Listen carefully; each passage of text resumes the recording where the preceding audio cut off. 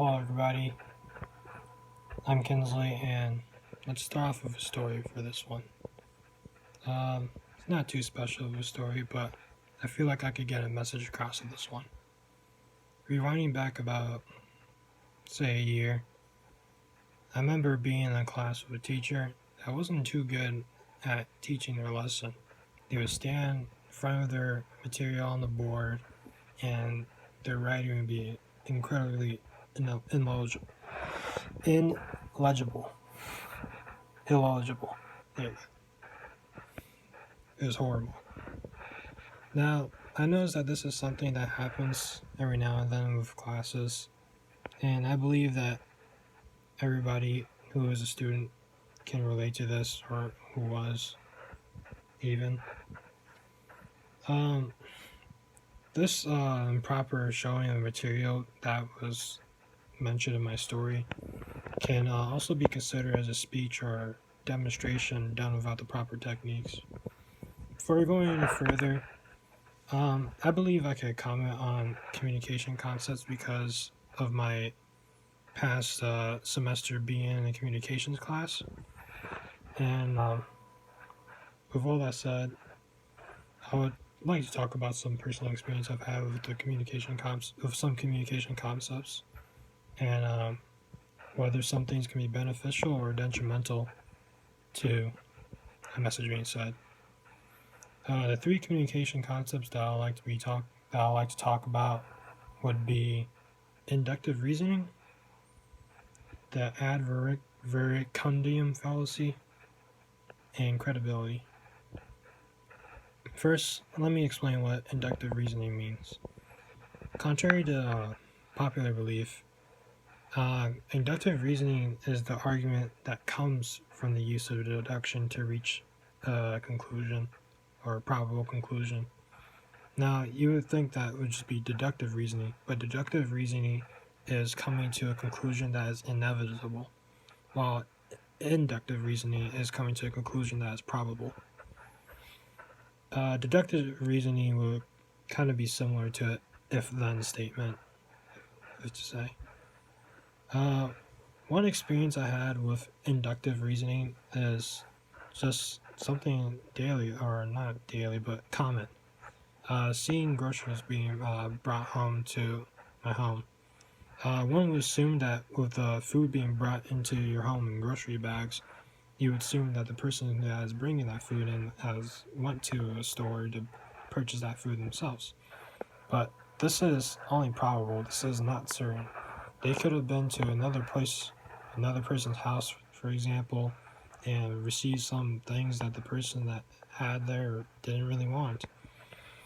And but with the inductive reasoning being used in the scenario that I mentioned, one would just assume that, okay, they bought the groceries themselves, they have the groceries in their hand, and they're bringing it into their own house. So that conclusion would be reached first.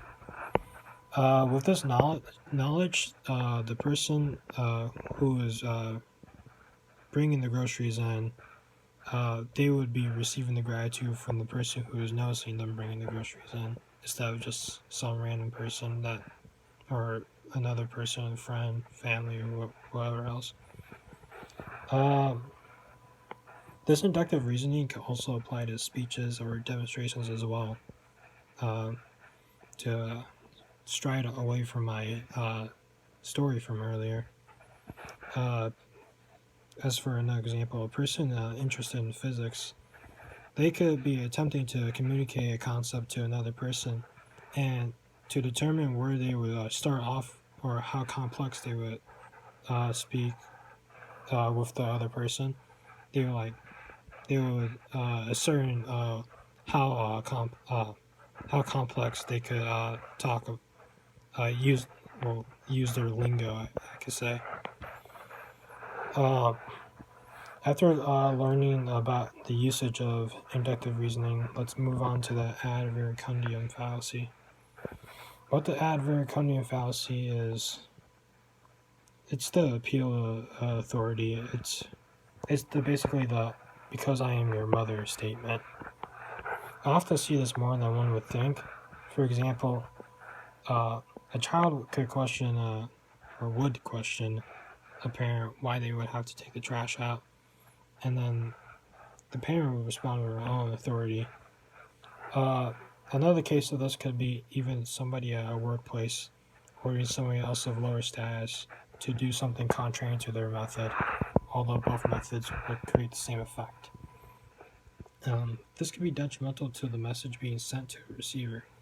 Looking at the trash example from earlier, um, both the speaker and the receiver know the reason why the trash should be taken out, but using the ad verecundium fallacy, uh, this could rub the receiver in a bad way and maybe even cause them to ignore the message being sent.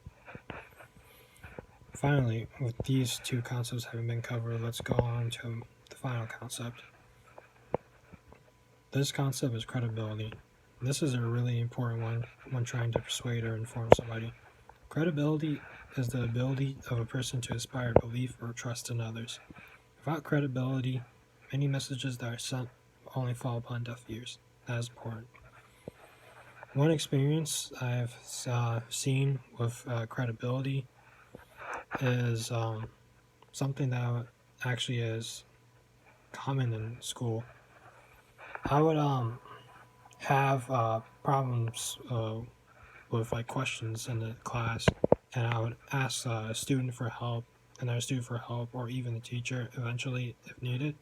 And if I got two different methods from the teacher and the student, I'll most likely follow the teacher's method because of their credibility, their longer experience, and their position. This concept applies in many places to use speeches. If someone looked more prepared than somebody else to give a speech, they would probably believe the person that looked more serious over than the person who did not look as prepared. Uh, Although I've only discussed about 3 different communications concepts that I've seen, there are plenty of other concepts that are out there that affect messages. I've only gone over inductive reasoning, the ad verecundium fallacy, and credibility, although there are many others. And to end this off, let's think back to the story that I mentioned in the beginning. If the teacher was for some reason extremely obsessed with communication concepts, they would work on improving their demonstrations, they would not stand in front of their material, and they would make sure that their message would be more understandable.